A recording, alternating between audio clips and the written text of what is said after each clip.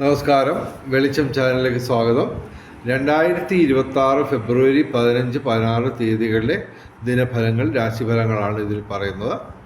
12 രാശിക്കാരെക്കുറിച്ചും പറയുന്നുണ്ട്.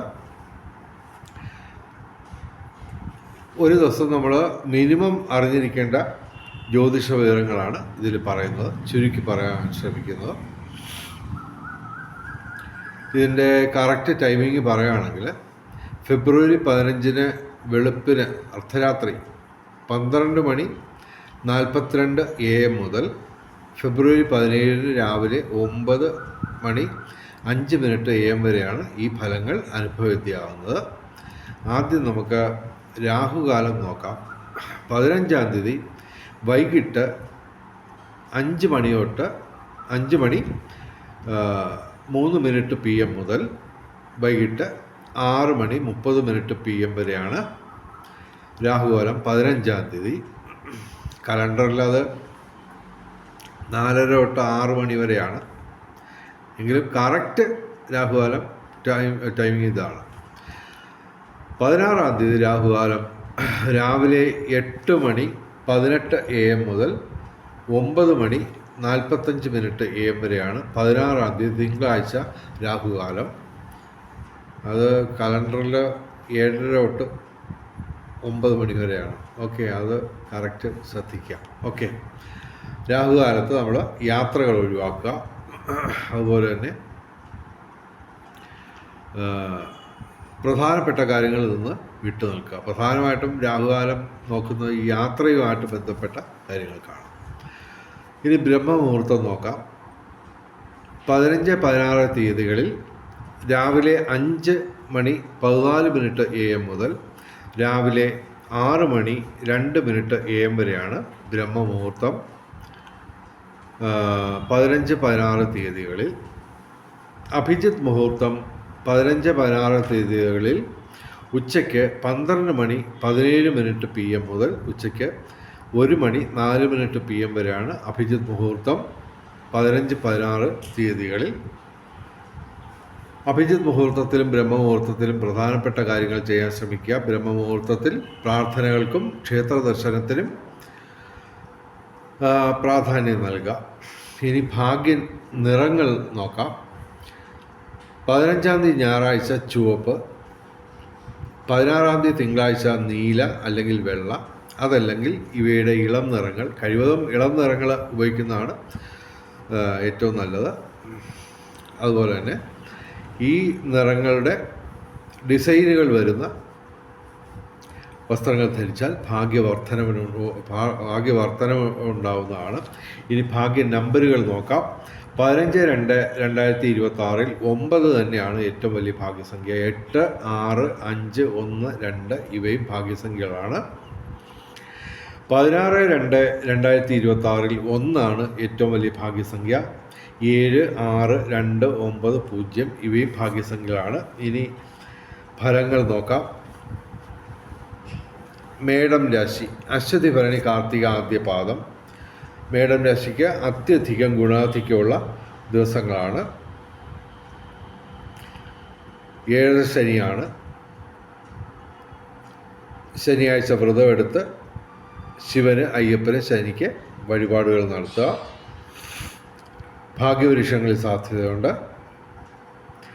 പിതൃസ്വത്ത് ലഭിക്കാനുള്ള സാധ്യതയുണ്ട്. ഭൂമി ക്രയവിക്രയങ്ങളിലൂടെ ധനവരവ് കാണുന്നു. രാഷ്ട്രീയ രംഗത്തും പൊതുരംഗത്തും ഉയർച്ചയുണ്ടാവും.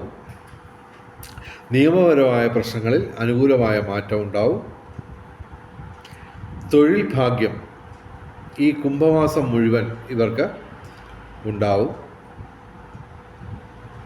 പിതൃഗുണം, സന്താന നേട്ടം ഇവ അനുഭവപ്പെടും. കലാസാഹിത്യ രംഗത്തും ബൗദ്ധിക രംഗത്തും വിദ്യാഭ്യാസ രംഗത്തും ഉയർച്ച ഉണ്ടാവും. ഇനി ഇടവൻ രാശി, കാർത്തിക അവസാന 3 പാദം, രോഹിണി, മകയിരം ആദ്യ 2 പാദം. ഇടവൻ രാശിക്ക് ഗുണാധിക്യമാണ് കാണുന്നത്. ഡയറക്റ്റായിട്ട് ഒരു ഗ്രഹം പോലും പ്രതികൂലമായിട്ടില്ല. 5 ഗ്രഹങ്ങൾ ഗുണദോഷ സമ്മിശ്രമായിട്ടും 4 ഗ്രഹങ്ങൾ ഡയറക്റ്റായിട്ട് അനുകൂലമായിട്ടും കാണുന്നു. സർവവിധ സൗഭാഗ്യം, സർവകാര്യ വിജയം, ഭൗതിക സുഖങ്ങൾ, വിവിധ സ്രോതസ്സിൽ നിന്ന് ധനവരവ്, കുംഭമാസം മുഴുവൻ ഇവർക്ക് തൊഴിൽ ഭാഗ്യമുണ്ടാവും, പിതൃഗുണം, സന്താന നേട്ടം. ഇവരെ ഏർപ്പെടുന്ന ഏതൊരു കാര്യത്തിനും ഒരു വിജയസാധ്യത നിലനിൽക്കുന്നു. ഇടവൻ രാശിക്ക് ഗുണാധിക്യമാണ് കാണുന്നത്. ഇനി മിഥുനം രാശി, മകയിരം അവസാന 2 പാദം, തിരുവാതിര, പുണർദം, ആദ്യ 3 പാദം. മിഥുനം രാശിക്ക് ഗുണദോഷ സമ്മിശ്രത്തിൽ തന്നെ അല്പം പ്രശ്നമുള്ള ദിവസങ്ങളാണ്. എങ്കിൽ ഇവർക്ക് ചെറിയ രീതിയിൽ ഭാഗ്യപരീക്ഷണങ്ങളിൽ സാധ്യതയുണ്ട്. ധനവരവ് കാണുന്നു. എങ്കിലും അതിനൊക്കെ തടസ്സങ്ങൾ പ്രതീക്ഷിക്കാം. വ്യാഴം, ചന്ദ്രൻ, ചൊവ്വ ഇവ പ്രതികൂലങ്ങളാണ്. ശനി ഇവയെല്ലാം പ്രതികൂലങ്ങളാണ്. അപ്പോൾ തിങ്കളാഴ്ച ശിവക്ഷേത്രത്തിൽ, ചൊവ്വാഴ്ച മുരുകക്ഷേത്രത്തിൽ, വ്യാഴാഴ്ച മഹാവിഷ്ണു ക്ഷേത്രത്തിൽ വഴിപാടുകൾ നടത്തുക.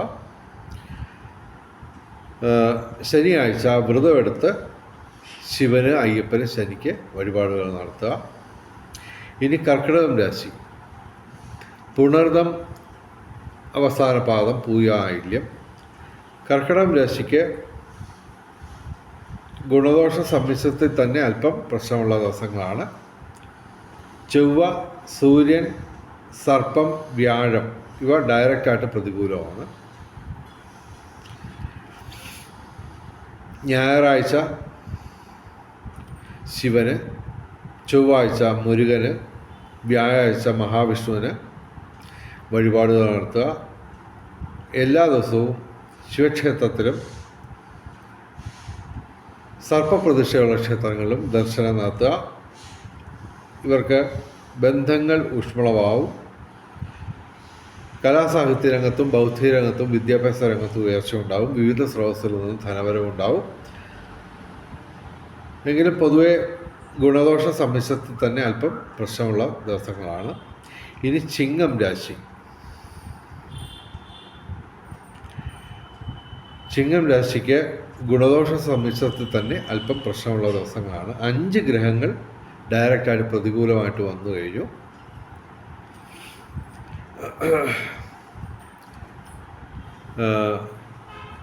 ദാമ്പത്യ ജീവിതത്തിൽ ചെറിയ പ്രശ്നങ്ങൾ ഉണ്ടാകാൻ സാധ്യതയുണ്ട്. അത് വിവേകപൂർവം പരിഹരിക്കുക.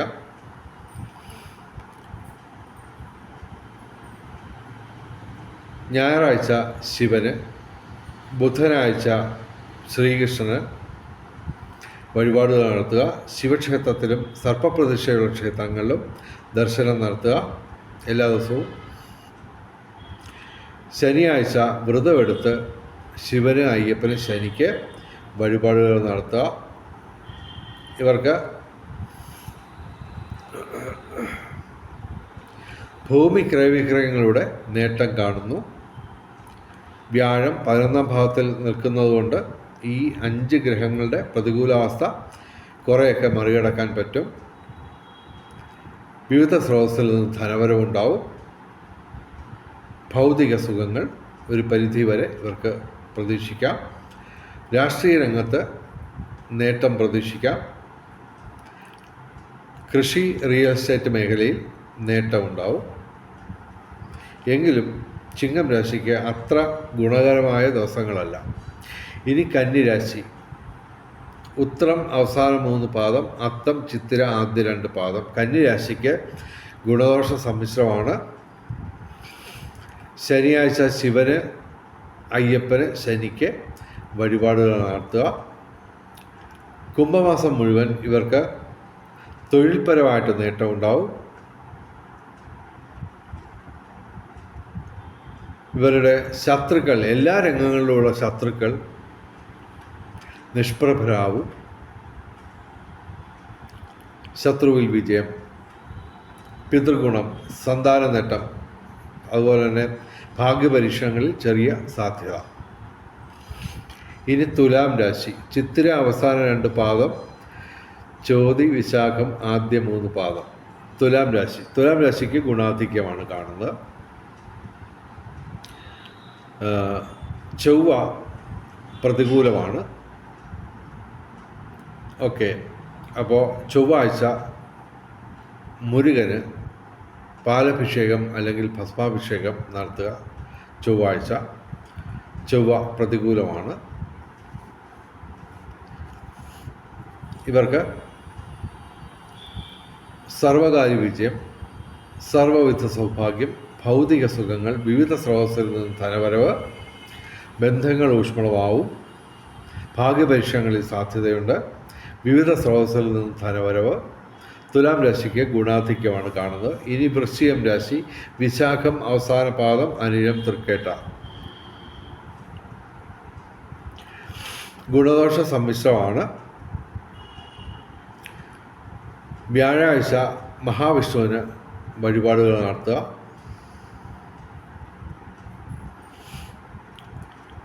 ഇവർക്ക് ബന്ധങ്ങൾ ഊഷ്മളമാവും. കലാസാഹിത്യ രംഗത്തും ബൗദ്ധിക രംഗത്തും വിദ്യാഭ്യാസ രംഗത്തും ഉയർച്ച ഉണ്ടാവും. കൃഷി, റിയൽ എസ്റ്റേറ്റ് മേഖലയിൽ നേട്ടമുണ്ടാവും. രാഷ്ട്രീയ രംഗത്തും പൊതുരംഗത്തും ഉയർച്ചയുണ്ടാവും. നിയമപരമായ കാര്യങ്ങളിൽ നേട്ടമുണ്ടാവും. ഇനി ധനുരാശി. മൂലം, പൂരാടം, ഉത്രാടം ആദ്യ പാദം. ധനുരാശിക്ക് ഗുണാധിക്യമാണ് കാണുന്നത്. കണ്ടകശനി തുടരുന്നു. ശനിയാഴ്ച ശിവന്, അയ്യപ്പന്, ശനിക്ക് വഴിപാടുകൾ നടത്തുക. ഗുണാധിക്യമാണ് കാണുന്നത്. ഭാഗ്യപരീക്ഷണങ്ങളിൽ സാധ്യതയുണ്ട്. കുംഭമാസം മുഴുവൻ ഇവർക്ക് തൊഴിൽപരമായിട്ടുള്ള നേട്ടമുണ്ടാവും. പിതൃഗുണം, സന്താന നേട്ടം, ഭൗതിക സുഖങ്ങൾ, വിവിധ സ്രോതസ്സിൽ നിന്ന് ധനവരവ്, അതുപോലെ തന്നെ ഭൗതിക സുഖങ്ങൾ, ഭാഗ്യപരീക്ഷണങ്ങളിൽ ചെറിയ സാധ്യതയുണ്ട്. ധനുരാശിക്ക് ഗുണാധിക്യമാണ് കാണുന്നത്. ഇനി മകരം രാശി. ഉത്രാടം അവസാന 3 പാദം, തിരുവോണം, അവിട്ടം ആദ്യ 2 പാദം. മകരം രാശിക്ക് കാലം അല്പം ബെറ്ററായിട്ട് വന്നു തുടങ്ങുകയാണ്. സൂര്യൻ ലഗ്നത്തിൽ നിന്ന് മാറി. അപ്പോൾ ശാരീരിക അസ്വസ്ഥതകൾ കുറയും.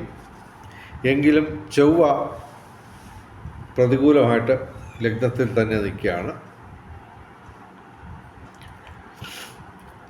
ചൊവ്വാഴ്ച മുരുകന് വഴിപാടുകൾ നടത്തുക. വ്യാഴാഴ്ച മഹാവിഷ്ണുവിന് വഴിപാടുകൾ നടത്തുക. ഇവർക്ക് ബന്ധങ്ങൾ ഊഷ്മളമാവും. കലാസാഹിത്യ രംഗത്തും ബൗദ്ധിക രംഗത്തും വിദ്യാഭ്യാസ രംഗത്തും ഉയർച്ചയുണ്ടാവും. ഇവരേർപ്പെടുന്ന ഏതൊരു കാര്യത്തിലും ഇവർക്ക് വിജയസാധ്യതയുണ്ട്. മകരം രാശിക്ക് പൊതുവെ കാലങ്ങൾ വ്യത്യസ്തമായിട്ട് നല്ലതായിട്ട് വന്നു തുടങ്ങുകയാണ്. 23-ാം തീയതി ചൊവ്വ ലഗ്നത്തിൽ നിന്ന് മാറുന്നു. അപ്പോൾ അതുതൊട്ട് പൊതുവെ കാര്യങ്ങളൊക്കെ ബെറ്ററായിട്ട് വരും. മകരം രാശിക്ക് കുറച്ച് കാലമായിട്ട് പ്രശ്നങ്ങളായിരുന്നു. അത് സൂര്യൻ മാറിയതോട് തന്നെ വ്യത്യസ്തമായിട്ട് കാര്യങ്ങൾ വന്നിട്ടുണ്ട്. ഇനി കുംഭം രാശി. അവിട്ടം അവസാന 2 പാദം, ചതയം പൂരുട്ടാതി ആദ്യ 3 പാദം. കുംഭം രാശിക്ക് അത്യധികം ദോഷാധിക്യമുള്ള ദിവസങ്ങളാണ്. 7 ഗ്രഹങ്ങൾ ഡയറക്റ്റായിട്ട് പ്രതികൂലമായിട്ട് നിൽക്കുകയാണ്. വ്യാഴം അനുകൂലമാണ്, ശുക്രനുമൊക്കെ അനുകൂലമാണ്. പക്ഷേ 7 ഗ്രഹങ്ങളുടെ പ്രതികൂലാവസ്ഥ മറികടക്കാൻ അല്പം പാടാണ്. മന്ത്രജപങ്ങൾ, ക്ഷേത്രദർശനം, ദാനധർമാദികൾ, അതുപോലെ തന്നെ കർമ്മത്തിൽ പാലിക്കേണ്ട വിശുദ്ധി, ഇവയൊക്കെ അനുഷ്ഠിച്ച് ഈ ദോഷാധിക്യം നമുക്ക് മറികടന്ന് ഗുണാധിക്യം നേടിയെടുക്കാൻ പറ്റും. ഞായറാഴ്ച ശിവന്, ചൊവ്വാഴ്ച മുരുകന്, തിങ്കളാഴ്ച ശിവന്, ബുധനാഴ്ച ശ്രീകൃഷ്ണന് വഴിപാടുകൾ നടത്തുക. ശനിയാഴ്ച വ്രതമെടുത്ത് ശിവന്, അയ്യപ്പന്, ശനിക്ക് വഴിപാടുകൾ നടത്തുക. എല്ലാ ദിവസവും ശിവക്ഷേത്രത്തിലും അതുപോലെ തന്നെ സർപ്പപ്രതിഷ്ഠയുള്ള ക്ഷേത്രങ്ങളിലും ദർശനം നടത്തുക. കുംഭൻ രാശിക്ക് ശുക്രനും വ്യാഴവും അനുകൂലമാണെങ്കിലും ഇവർക്ക് പൊതുവെ എല്ലാ കാര്യത്തിനും ഒരു തടസ്സം കാണും. പ്രധാനപ്പെട്ട കാര്യങ്ങളൊക്കെ ഇവർ മറ്റ് ദിവസങ്ങളിലേക്ക് മാറ്റിവെക്കുന്നതാണ് ഉചിതം. ഇനി മീനം രാശി. പൂരിട്ടാതി അവസാന പാദം, ഉത്രട്ടാതി രേവതി. മീനം രാശിക്ക് ഗുണദോഷ സമ്മിശ്രമാണ്. എങ്കിലും സൂര്യൻ ഇവിടെ പ്രതികൂലമായിട്ട് വന്നിരിക്കുന്നു. ഇനിയിപ്പോൾ കുറച്ച് കാലം, അതായത് ഈ ചൊവ്വയും സൂര്യനുമൊക്കെ ജന്മത്തിൽ നിന്ന് കടന്ന് 12ാം ഭാവത്തിൽ നിന്നൊക്കെ 11ാം ഭാവത്തിൽ നിന്ന് വരും. 12ാം ഭാവത്തിൽ 23-ാം തീയതി വരും, ഫെബ്രുവരി 23. അത് കൂടാതെ പിന്നെ ഒരു 45 ദിവസം കഴിഞ്ഞ് ജന്മത്തിൽ വരും. അങ്ങനെ ഏകദേശം ഒരു 90-ലധികം ദിവസങ്ങൾ കഴിഞ്ഞെങ്കിൽ ഇനി മീനം രാശിക്ക് നല്ലൊരു ഗുണാധിക്യമൊക്കെ വരാൻ സാധ്യതയുള്ളൂ. ഇവർക്ക് ശനി, സർപ്പം, സൂര്യൻ, ബുധൻ ഇവ പ്രതികൂലമായിട്ട് നിൽക്കുന്നു.